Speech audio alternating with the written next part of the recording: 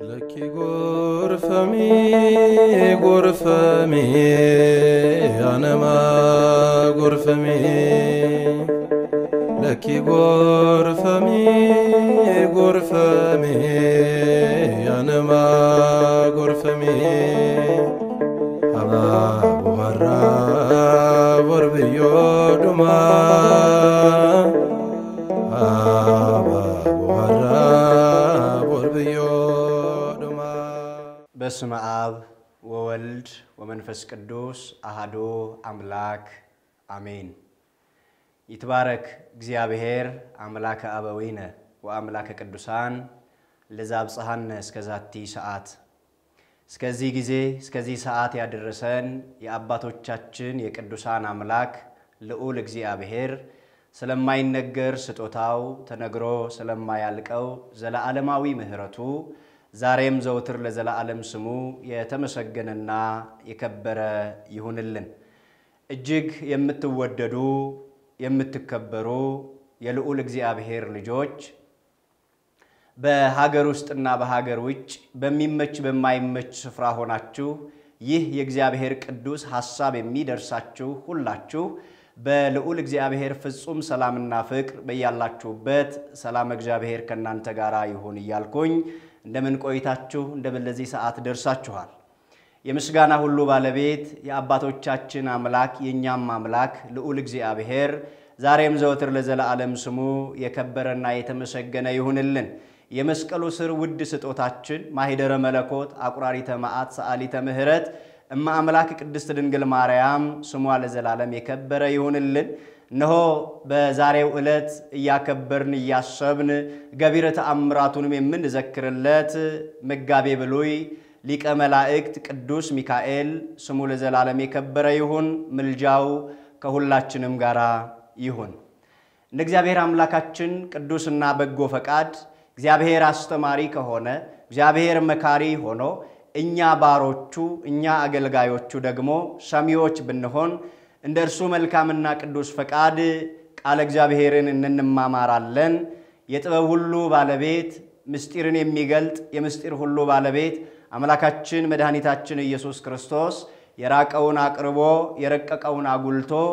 እኛ ባሮቹን እንዲያስተምረን እንዲመክረን እንዲገስጸን የእርሱ መልካም ፈቃዱ ይሁንልን እንኳን በዛሬው ዕለት አክብረነው ያከበርነው ላለነው ለሊቀ መላእኩ ለቅዱስ ሚካኤል ዓመታዊ ክብረ በዓል እኔንም እናንተንም በሰላምና በጤና አደረሰን አደረሳችሁ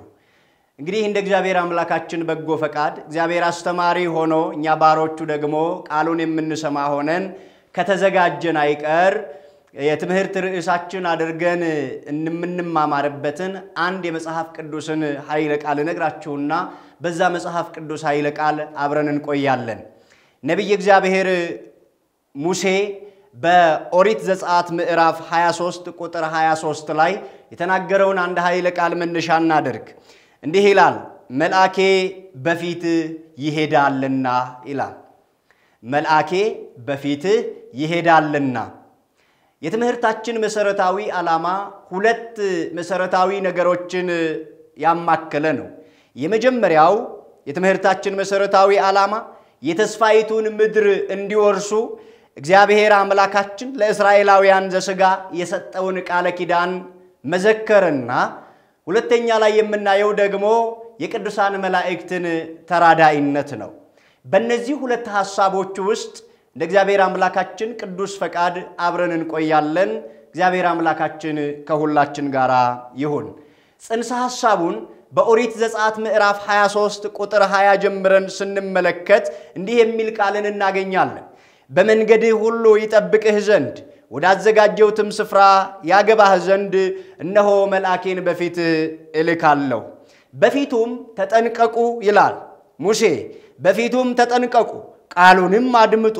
ሰሜን በእርሱ ላይ ስለሆነ ኃጢያትን ብትሰሩ ይቅር አይልህምና አታስመርሩት ይላል ቀጥልና ቁጥር 22 ላይ አንተ ግን ቃሉን ብትሰማ ያልሁህን ሁሉ ብታደርግ ጠላቶችህን እጣላቸዋለሁ የሚያስጨንቁህንም አስጨንቃቸዋለሁ ይላል ስለ ቃሉ አምላካችን መድኃኒታችን ኢየሱስ ክርስቶስ ስሙ ለዘላለም የተመሰገነ ይሁንልን። እንግዲህ ከጽንሰ ሐሳቡ የምንረዳው በመንገድህ ሁሉ ይጠብቅህ ዘንድ ወዳዘጋጀሁትም ስፍራ ያገባህ ዘንድ እነሆ መልአኬን በፊትህ እልካለሁ አለ። ለጊዜው ለእስራኤላውያን ዘሥጋ ሲሆን ለፍጻሜው ደግሞ ለኛ ለእስራኤላውያን ዘነፍስ ለሐዲስ ኪዳን ክርስቲያኖች የተነገረ ቃል ነው። ሁላችንም እንደምናውቀው የዚህ ቃል መሰረታዊ ዓላማ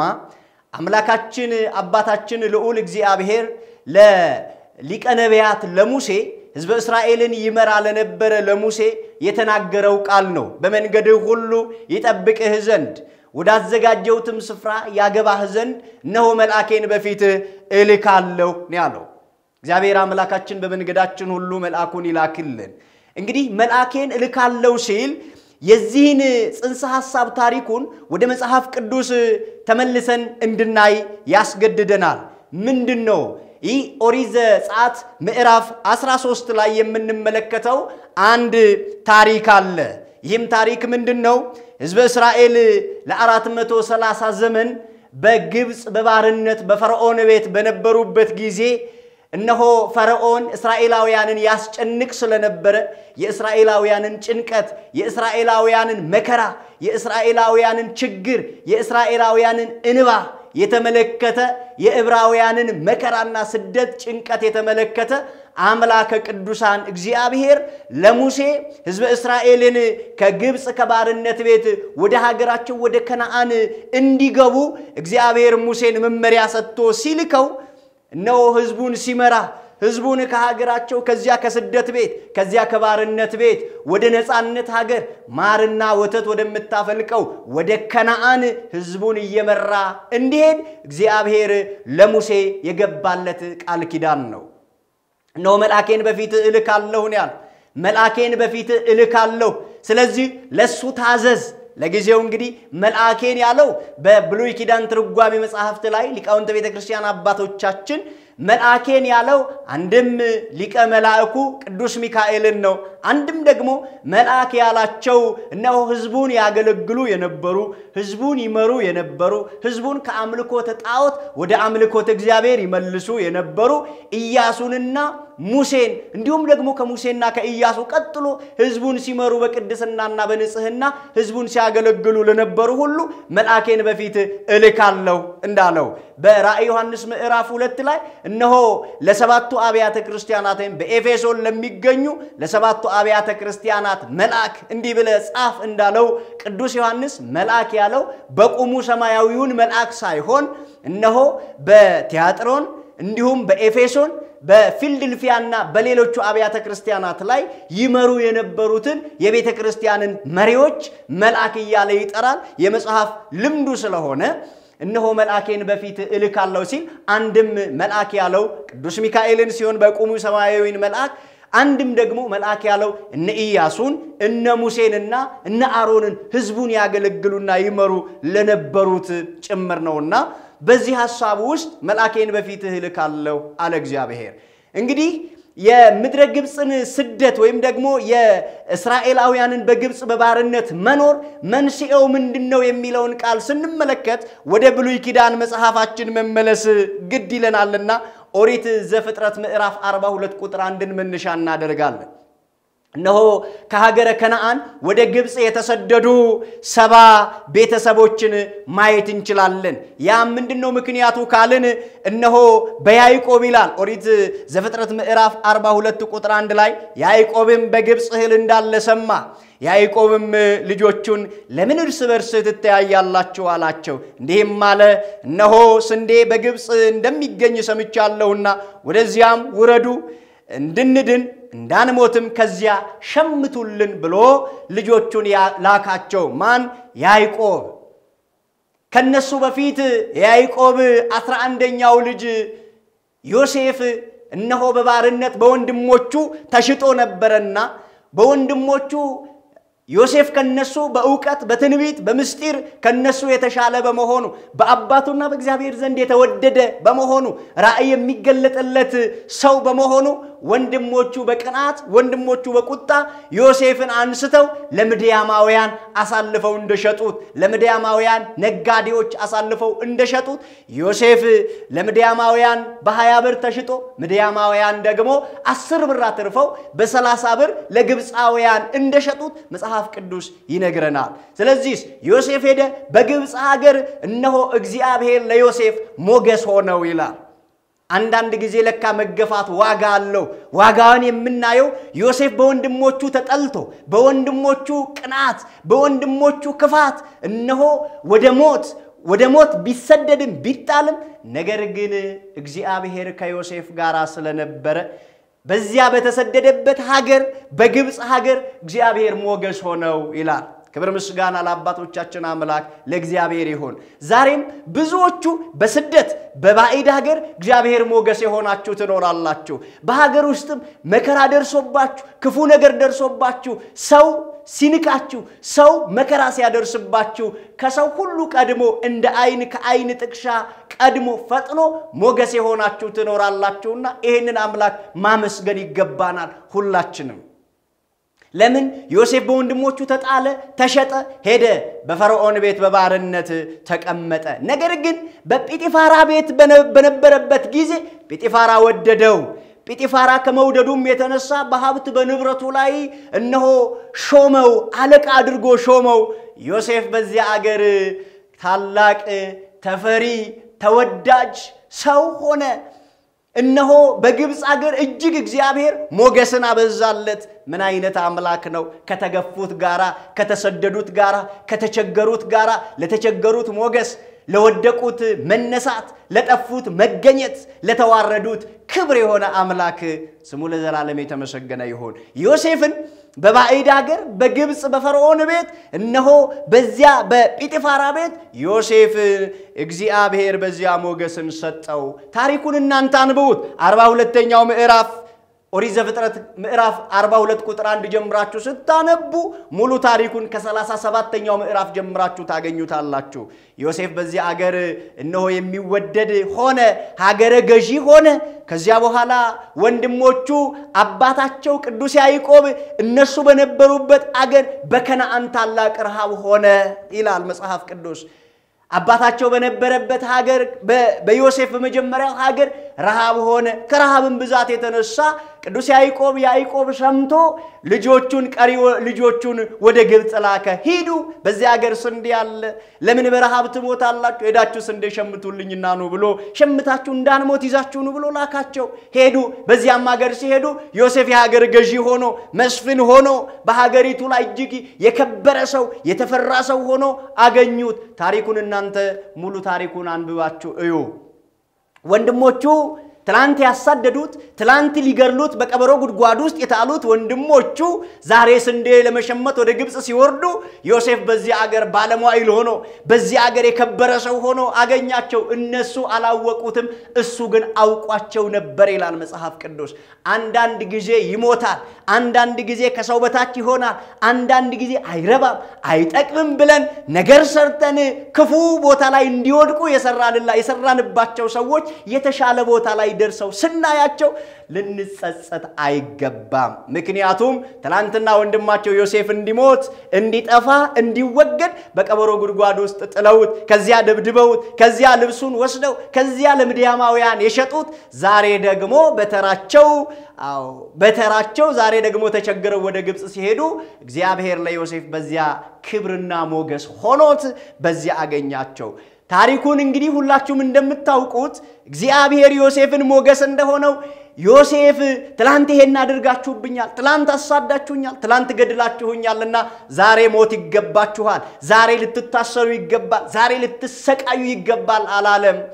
አብልጦ ወደዳቸው አቅፎም ሳማቸው ይዱ አባቴንም ጥሩ አለ ከዚያ አባታቸውን አስጠራ አባቱ መጣ በዚያ አገር መኖር ጀመሩ በዙ እግዚአብሔር ባረካቸው ጥቂት ሆነው ወጥተው ብዙ ሆኑ በግብፅ በፈርዖን ሀገር እጅግ በጣም ብዙ ሆኑ ከግብፃውያን የበለጠ አስፈሪዎች ሆኑ ከዚያ በኋላ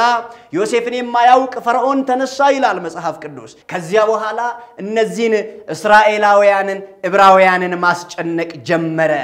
ወንዶች የሴቶችን ስራ እንዲሰሩ ሴቶች የወንዶችን ስራ እንዲሰሩ በህዝቡ ላይ መከራ ማብዛት ጀመረ ማሰቃየት ጀመረ እንደውም ዕብራውያን ሴቶች ወንድ ልጅ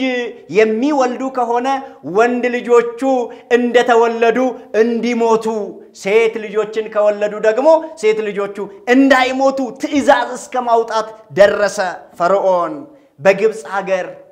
እነሆ ዕብራውያን ተሰቃዩ ተጨነቁ እስራኤላውያን መከራ በረታባቸው በጣም የሚያሳዝነው ራሔል የምትባል አንዲት ሴት ነበረች እነሆ መንታ ልጆች በሆዷ ተሸክማለች እነሆ የመውለጃዋ ጊዜ ደረሰ ነብይ እግዚአብሔር ቅዱስ ኤርምያስ እንደነገረን የመውለጃዋ ጊዜ ሲደርስ እነሆ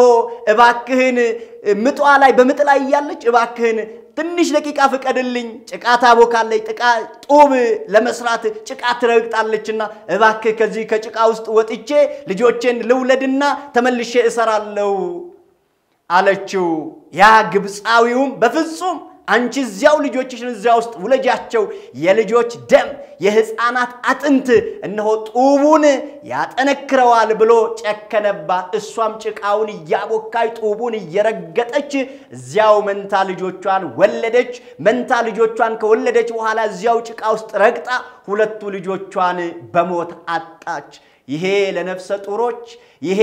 ለወለዱ እናቶች እጅግ በጣም የሚያሳምም እጅግ በጣም የሚያስለቅስ እጅግ ልብ የሚነካ ነው አለቀሰች እንባዋ በአይኖቿ ፈሰሱ እንዲህ አለች እንባዋን ወደ ሰማይ አምላክ ወደ እግዚአብሔር ወደ ላይ የረጨች እንዲህ አለች አንተ የአባቶቻችን አምላክ እግዚአብሔር ሆይ እስከመቼ ነው መከራው እንደዚህ የሚበረታብን እውነት አንተ በጸባዖት በመንበርህ ካለ እውነት አንተ በዙፋንህ ካለ ፍረድልን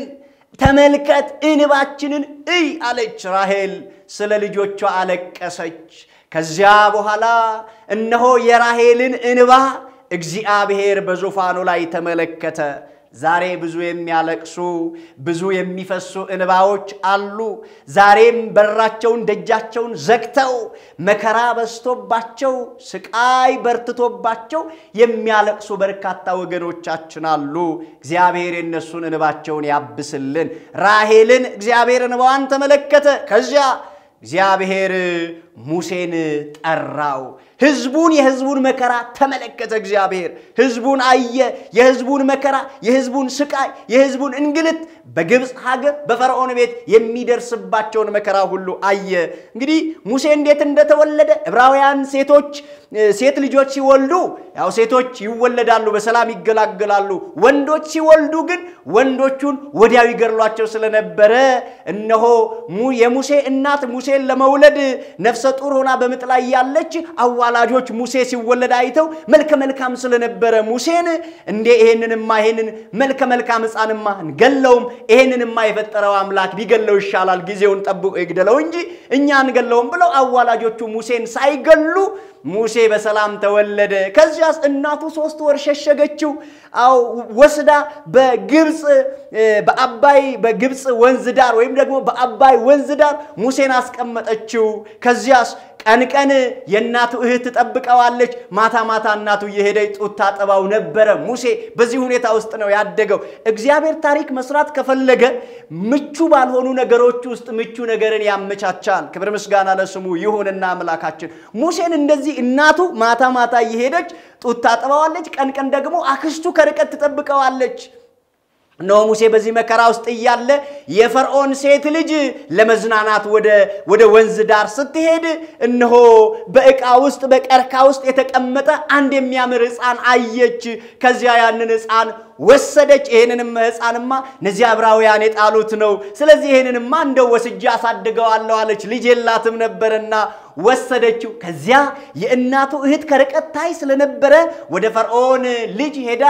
እመቤት ሆይ እንደው ሰሞኑን ልጅ የሞተባት አንዲት ዕብራዊት ሴት አለችና በሞግዚትነት በአሳዳጊነት ጡቷን ያጠባች የምታሳድግልሽን እኔ ሴት ልፈልግልሽ አለች አምጪ አለቻት ወስዳ የሙሴኑ እናት ለፈርዖን ልጅ ሰጠቻት ከዚያስ የሙሴ እናትና የፈርዖን ልጅ የሙሴ እናትና ሙሴ ተያይዘው ወደ ቤተ መንግስት እግዚአብሔር የተመሰገነ ይሁን። ከወንዝ ዳር በቀጥታ ወደ ቤተ መንግስት የዳዊትንም ሕይወት የምናይ ነው። ሙሴ በፈርዖን ቤት አደገ። ዕብራዊ ነው። ዕብራዊ በሚገደልበት ዕብራዊ በሚጠፋበት ዘመን እግዚአብሔር ሙሴን እየጠበቀ በፈርዖን ቤት አኖረው። ምግብ፣ ልብስ ሁሉ አስቤዛው ከፈርዖን፣ ሃይማኖት ፈሪሃ እግዚአብሔር ግን ከናቱ እየተማረ አደገ። ሙሴ ከጎልማሳ ከሆነ በኋላ እድሜው 40 ዓመት ሲሞላው ያንን ሲያይ የሕዝቡን መከራ፣ የሕዝቡን ችግር፣ የሕዝቡን መከራ ሲያይ እኔ ሕዝቤ እየተሰቃየ፣ ሕዝቤ እየተራበ፣ ሕዝቤ እየተጠማ፣ ሕዝቤ መከራ እየደረሰበት በፈርዖን ቤት እኔ የፈርዖንን እንጀራ እየበላው የሕዝቤን መከራ ከምመለከት እነሆ ከእግዚአብሔር ሕዝብ ጋር መከራ መቀበል ይሻለኛል ብሎ ከፈርዖን ቤት ወጥቶ ሄደ። እዚያ ወዴት ሄዳል? ወደ እግዚአብሔር ወደ ጠራው ስፍራ ሄደ። ወደ ኮሬብ ሄደ። በኮሬብም እየኖረ የእግዚአብሔር ድምጽ እነሆ ወደ ሙሴ መጣ። እግዚአብሔር ሙሴን ከኮሬብ ጠራው። ና ወደ ግብጽ ልካለሁ፣ የሕዝቤን መከራ አይቻለሁና ወደ ግብጽ ውረድ አለው። እንዴት እኔስ አንደበተ ኮልታፋ ነኝ፣ መናገር አልችልም። ምን ብዬ ነው ፈርዖንን ምነግረው? ግዴለም እኔ ላንተ የምትናገረውን አታስብ። እኔ አንተ በፈርዖን ቤት ስትቆም እኔ የምትናገረውን እሰጥሃለሁና ሂድ በፈርዖን ቤት ቆም አለው። ሕዝቤን ልቀቅ ይልሃል፣ ያገለግሉኝ ዘንድ ሕዝቤን ልቀቅ ይልሃል እግዚአብሔር በለው። እንዴት ደስ ይላል! ያገለግሉኝ ዘንድ ሕዝበ እስራኤል የተመረጡት ለአገልግሎት ነው። ሕዝበ እስራኤል የተጠሩት ለአገልግሎት ነው። ከአገልግሎት ዓላማ ሌላ ዓላማ የላቸውም። ዛሬ አገልግሎትን ቤተክርስቲያንን መከታ እያደረጉ ሌላ መጥፎ ስራ የሚሰሩ ሰዎች አይጠፉም። እነዚህ አይነት ሰዎችን እግዚአብሔር ይቃወማቸዋል። ሕዝቤን ያገለግሉኝ ዘንድ ሕዝቤን ልቀቅ ነው የተባለው። ሕዝቤን ልቀቅ። ሙሴ ሄደ ተጠርቶ ወደ ፈርዖን ገባ። እግዚአብሔር ሕዝቤን ልቀቅ ይልሃል አለው። ፈርዖን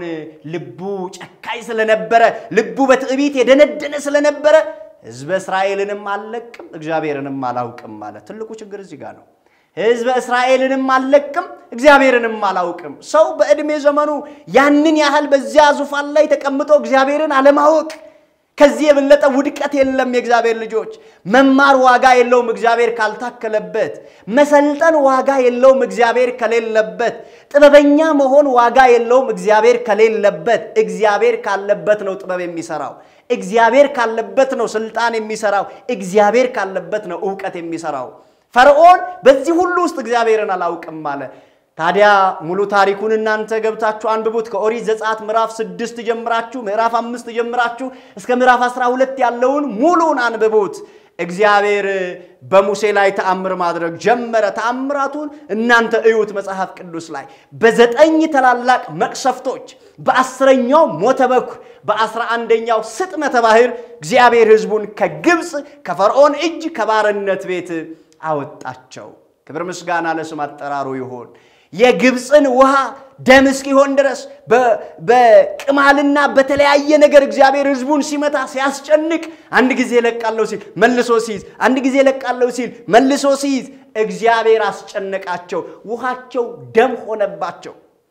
እስራኤላውያን ሲቀዱት ውሃ ይሆናል። እስራኤላውያን ንጹህ ውሃ ይጠጣሉ። ዕብራውያን ግብጻውያን ሲቀዱት ደግሞ ደም ነው። መጠጣት አልቻሉም። አለቅን ብለው ይጮሃሉ። እግዚአብሔር ተዋጊ ነው፣ ስሙም እግዚአብሔር ነው እንዲል ዛሬም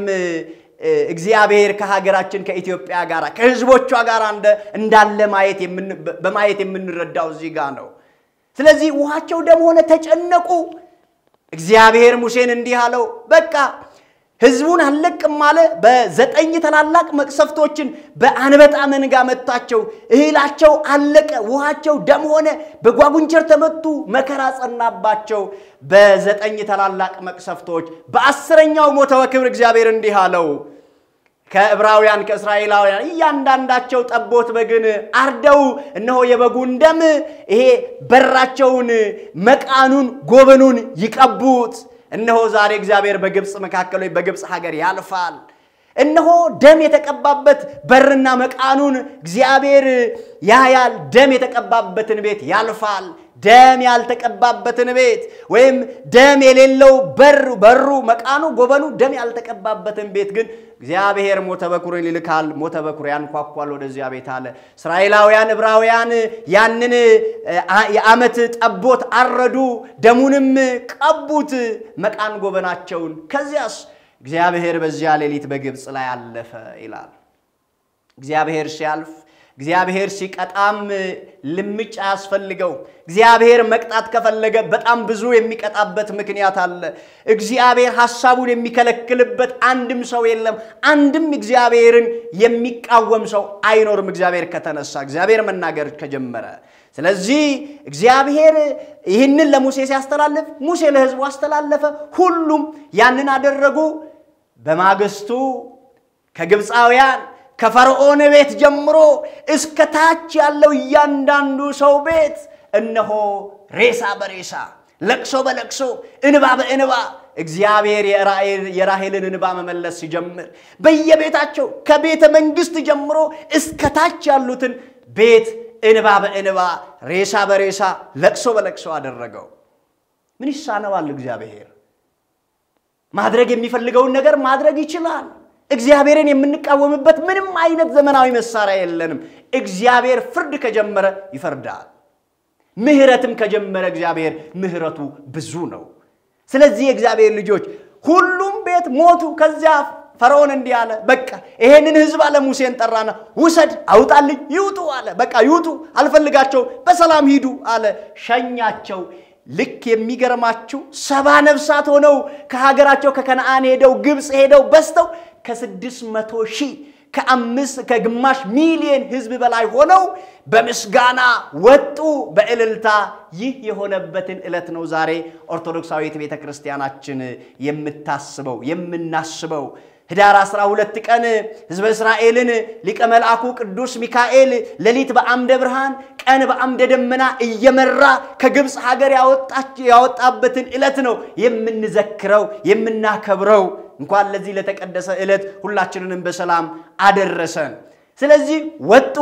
ሲወጡሳ ከዚያ ግብጽ ባዶ ሆነች 600,000 ሰው ከግብጽ ምድር ወጥቶ በሰራተኛ የለ ሌላ ጊዜ እንደልባቸው ጡብ የሚያስቦኩት መከራ ጸናባቸው ሴቶቹ ሹማምንቶቹ ወደ ፈርዖን ሄዱ ፈርዖን እባክህን ይሄንን ህዝብ መልስልን ባሮች ናቸው መልስልን እንዲያገለግሉን አሁን እኮ በሰራተኛ አተናል አሁን እኮ እንዲህ አተናል የሚያገለግለን አተናል አሉ ያላቸውን ወርቅ ብር ያመጡ ለፈርዖን ገበሩለት ፈርዖንም በ600 ሰረገላ ብዙ ሰረገሎችን አሰልፎ ጉዞ ጀመረ እስራኤላውያንን ሊመልስ እስራኤላውያን ወደፊት እየተጓዙ ነው ወደ ከነዓን ለመግባት ነው እግዚአብሔር ተስፋ ወደ ሰጣቸው ሀገር እየተጓዙ ነው ግዴላችሁም በመንገዳችሁ ላይ እንቅፋት ቢኖር በመንገዳችሁ ላይ እናንተ ወደ እግዚአብሔር ስትገሰግሱ በመንገዳችሁ ላይ ክፋት በመንገዳችሁ ላይ እንቅፋት ቢኖርም እንኳን እግዚአብሔር እንቅፋቶቹን አሳልፎ እናንተን ላሰበበት ቃል ለገባላችሁ ቦታ ቃል ለገባልን ቦታ ሊያደርሰን የታመነ አምላክ ነውና ከፊት እስራኤላውያን እየሄዱ ያሉት ወደ ኤርትራ ባህር ነው ከኋላ ደግሞ ፈርዖን በሰረገሎች ታጅቦ በጦር መሳሪያ እየገሰገሰ መጣ ቁሙ አለ ወዴት ነው የምትሄዱት ይዣችኋለሁ ልታመልጡኛ ትችሉም አለ አሁን ከፊት ለፊታቸው ባህር ኤርትራ አለ ከጀርባቸው ፈርዖን አለ ምን ይሻላቸዋል አንዳንዶቹ ሐሳብ መቀየር ፈለጉ አረ እዚህ መተል ልታስጨርሰን ነው ወይ ሙሴ በቃ ወደ ግብጽ እንመለስ ወደ ትላንትናው እዚህ በረሃብ እየሞትን ነው አጉረመረሙ ከፊት ባህር አለ መሻገር አይችሉም በዋና የሚሻገሩት ባህር አይደለም በጀልባም ተቀዝፎ የሚሄድ አይደለም እንስሳት አሉ አረጋውያን አሉ ህፃናት አሉ እናቶች አሉ ማን ይሻገራል ኤርትራን ባህር እግዚአብሔር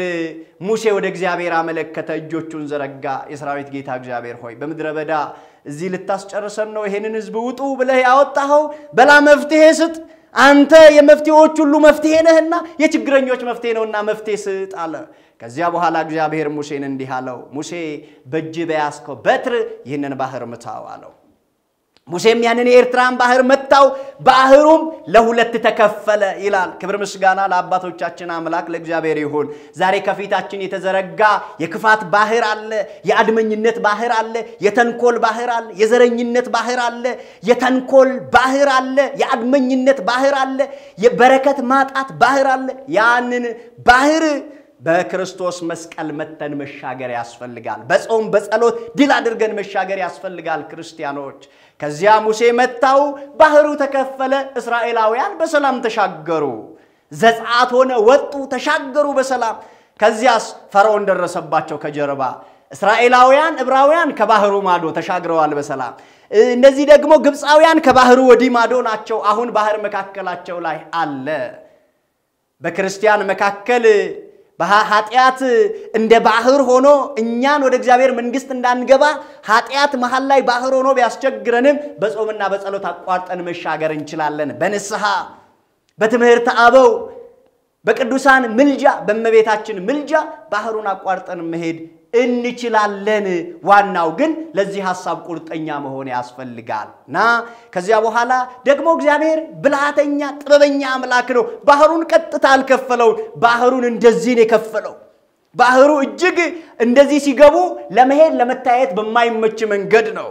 እግዚአብሔር ያውቃላ ከዚያ ፈርዖን ግቡ አለ ግቡ ሰራዊቶቹን ግቡኛው ተሻግረናል ደርሰንባቸዋል አለ አው አንድ ጊዜ 200 ገባ ዝም አለ እግዚአብሔር 200 ገባ 400 ዝም አለ እግዚአብሔር ሌላ 200 ጨመረ እግዚአብሔር አይተያዩም ምክንያቱም ጠመዝማዛ ስለሆነ ገቡ ከዚያ የሰረገሎቹ ጫፍ ከፊት ሊሻገሩ ሲደርሱ ከኋላ ደግሞ ሁሉም ትምም ብለው ከገቡ በኋላ እግዚአብሔር ሙሴን እንዲህ አለው በል በያስከው በትር ባህሩን መልሰህ መታው አለው መታው ሲመታው ያ ተከፍሎ የነበረ ባህር በነዛ በፈርዖንና በሰራዊቱ ላይ እነሆ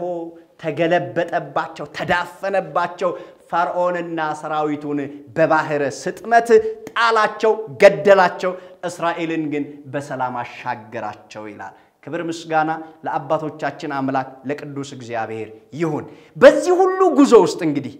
ትምርታችንን ስናጠቃልል በዚህ ሁሉ ጉዞ ውስጥ ማን ነበረ ከእስራኤላውያን ጋራ ማን ነበረ ከዕብራውያን ጋራ ማን ይረዳቸው ነበረ ማን ነው ጠባቂያቸው ስንል ዛሬ የሚጠብቀን ለሀገራችን ለኢትዮጵያ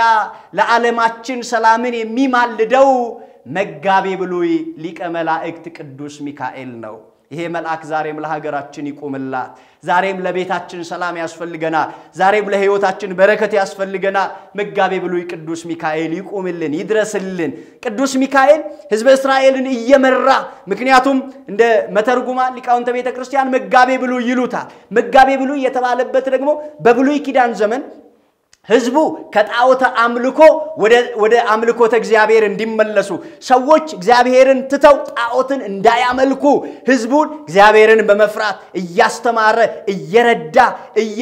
እያጠነከረ እየረዳቸው ህዝቡን ይጠብቅ ስለነበረ ቅዱስ ሚካኤል መጋቤ ብሉይ ነው እንግዲህ ቤተክርስቲያናችን አባቶቻችን እንደሚነግሩን መጽሐፍትም እንደሚነግሩን ሚካኤል ማለት ማን እንደ እግዚአብሔር ማለት ነው መኑ ከመ እግዚአብሔር ሚካኤል ማለት ማን እንደ እግዚአብሔር ነው እግዚአብሔር ለዚያ ነው ወዳዘጋጀውትም ስፍራ ያገባህ ዘንድ እነሆ መልአኬን በፊት እልካለሁ በፊቱም ተጠንቀቁ ቃሉንም ስሙ የተባለው ቃሉን ስሙ በፊቱ ተጠንቀቁ ስሜ በእርሱ ላይ ስለሆነ አለ ስሜ በእርሱ ላይ ሊቃነ መላእክት ላይ በሊቃነ መላእክት ስም ላይ የእግዚአብሔር ስም አለ እንዴት ቅዱስ ሚካኤል እንላለን ቅዱስ ገብርኤል እንላለን ቅዱስ ሩፋኤል ኤል የሚል የመጨረሻው ስማቸው ስም እግዚአብሔር ነው ስም አምላክ ነው ምክንያቱም ትንቢተ ኢሳይያስ ምዕራፍ 7 ቁጥር 14 ላይ ድንግል ትጸንሳለች ወንድ ልጅም ትወልዳለች ስሙንም አማኑኤል ይሉታል አማኑኤል ማለት እግዚአብሔር ከኛ ጋር ሆነ ማለት ነው እንዳለ ሁሉ ኤል የሚለው የእግዚአብሔር ስም ነው ሚካኤል ገብርኤል ኤል የሚል ስም የእግዚአብሔር ስም በእነሱ ላይ ስላለ በእግዚአብሔር ጉልበት በእነሱ ላይ ባለው በእግዚአብሔር ስም አጋንንትን ማሸነፍ ይችላሉ ባህርን መክፈል ይችላሉ እሳት ማውረድ ይችላሉ ባሰቡት አይደለም እኛ ከምናስበው ቅጽበታዊ ነገር በላይ ፈጥነው መድረስ ይችላሉ ስለዚህ ነው ቅዱስ ሚካኤል መጋቤ ብሉይ ህዝበ እስራኤልን እየመራ ለሊት በአምደ ብርሃን ቀን በአምደ ደመና እየመራ ወደ ሀገራቸው ወደ ከነዓን እስኪገቡ ድረስ ቅዱስ ሚካኤል ከነሱ ጋር ነበረ ለዚያም ማሳያ የሚሆነን ልበ አምላክ ቅዱስ ዳዊት በመዝሙር 33 ቁጥር 7 ላይ ይታየን መልአክ እግዚአብሔር አውዶሙ ለእለ ይፈርህዎ ወያድህኖሙ ጣይሙ ወታይምሩ ከመሄር እግዚአብሔር ነው ያለው ዳዊት የእግዚአብሔር መልአክ እግዚአብሔርን በሚፈሩ ሰዎች ዙሪያ ይሰፍራል ይከትማል ያድናቸውም ማን ያለው የእግዚአብሔር መልአክ ያለው ቅዱስ ሚካኤል ነው የእግዚአብሔር መልአክ ያለው ቅዱስ ገብርኤል ነው የእግዚአብሔር መላእክት እግዚአብሔርን በሚፈሩ ሰዎች ዙሪያ ይሰፍራሉ ይከትማሉ ደግሞ ከመከራ ከችግር ያድናሉ ለዚያም ማሳያ የሚሆንን ትንቢተ ዳንኤልን ምዕራፍ 10 ቁጥር 21 ስንመለከት ከሚካኤል በቀር የሚያጽናናኝ የለም ያለው ቅዱስ ዳንኤል ነብዩ በአናብስት ጉድጓድ ሲጣል እነሆ መልአኩ ቅዱስ ሚካኤል ከሰማይ እየበረረ መጥቶ ነብዩ እግዚአብሔር ቅዱስ ዳንኤልን በአንበሶች እንዳይበላ ቅዱስ ሚካኤል ዳንኤልን ከመከራ ከአንበሶች አፍ አትርፎታል አድኖታል ትንቢተ ዳንኤል ምዕራፍ 3 ምዕራፍ 6ንም የምናየው ሊቀ መልአኩ ቅዱስ ገብርኤል አናንያ አዛርያ ሚሳኤልን ሰለስቱ ደቂቅን ከእቶን እሳት ከሚነድ እሳቱ እየተንቦገቦገ ከሚነድ እሳት ውስጥ እግዚአብሔር አምላካቸውን ስለሚፈሩ ስላከበሩ ያ ጨካይ ንጉስ እነዛን ሰለስቱ ደቂቅን ናቡከደነጾር በእሳት ውስጥ ቢጥላቸውም ሊቀ መልአኩ ቅዱስ ገብርኤል ከሰማይ የበረረ መጥቶ በያዘው መስቀሉ ያንን እሳት እንዳቀዘቀዘው እንዳጠፋው ለቅዱስ ቂርቆስ ለቅድስት ኢየሉጣ ያንን የፈላ ውሃ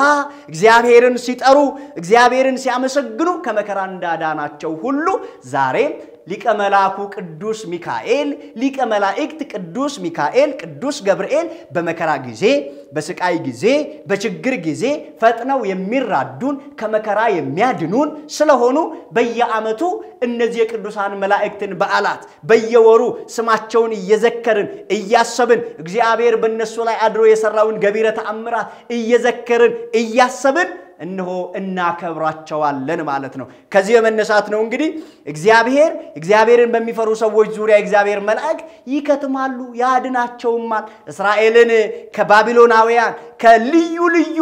ጨካኝ ነገስታት ጨካኝ መሪዎች እየታደገ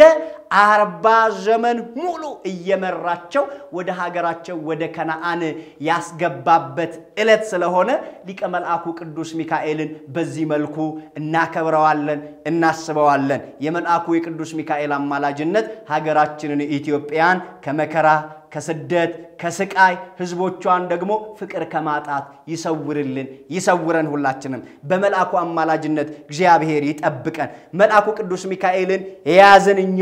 ኦርቶዶክሳውያን ብሎም ደግሞ ኦርቶዶክሳውያን የተዋህዶ ልጆች ደግሞ ቅዱስ ሚካኤልን ስሙን በጠራን ጊዜ አጋንንት የማይቀርበን ስሙን በሰማ ጊዜ አጋንንት ዲያብሎስ ሰይጣን 40 ክንድ እንደሚሸሸን በማመንና በማወቅ በመረዳት ሊቀ መልአኩ ቅዱስ ሚካኤልን ሌሎችም ቅዱሳን መላእክት እግዚአብሔር ያከበራቸውን በማከበር በመውደድ በዓላቸውን መዘከርና ማሰብ ያስፈልጋል ስለዚህ እንዳታስመርሩት ተብሏል መላእክት ለመላእክት የሚገባውን ክብር ልንሰጣቸው ይገባል ከሀገራችን የምንሰማውን የምናየውን ነገር ሁሉ አርቆልን ቀደምት አባቶቻችን ይኖሩባት እንደነበረች መልካሚቷ ምድር ፈሪሃ እግዚአብሔር የተሞላባት ሀገር እንዲያደርግልን የእርሱ መልካምና ቅዱስ ፈቃዱ ይሁንልን ለዛሬ ዕለት እንዳደረሰን ለዛሬ ዓመት በሰላም ያደርሰን ለእስራኤላውያን ባህረ ኤርትራን ከፍሎ እንዳሻገራቸው ባህረ ኃጢያትን ባህረ ሞትን ከፍሎ እኛንም ወደ ቅድስት ሀገራችን ወደ መንግስተ ሰማያት እንድንገባ መልአኩ ቅዱስ ሚካኤል በመልጃው ይጠብቀን ያስተማረን የመከረን የገሰጸን አምላከ ቅዱስ ሚካኤል ዛሬም ዘወትር ለዘላለም ስሙ የተመሰገነ ይሁንልን የድንግል ማርያም አማላጅነት የሥላሴ ቸርነት የቅዱሳን መላእክት ፈጣን ተራዳኢነት ከሁላችንም ጋራ ይሁን ወስብሐት ለእግዚአብሔር ወለወላዲቱ ድንግል ይቆየ ለኪ ጎርፈሚ አነማ ጎርፈሚ ለኪ ጎርፈሚ አነማ ጎርፈሚ አባ